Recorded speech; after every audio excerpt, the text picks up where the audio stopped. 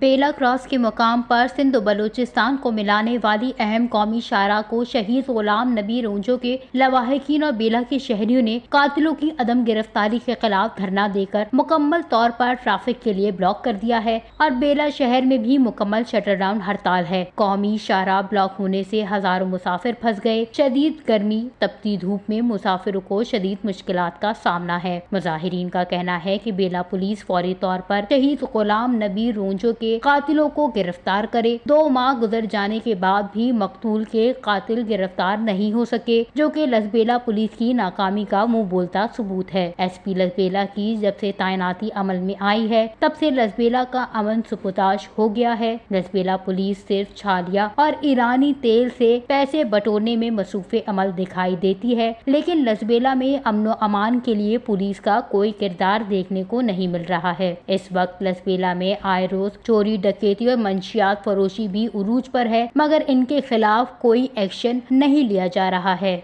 वश न्यूज़, लसबेला, बलूचिस्तान।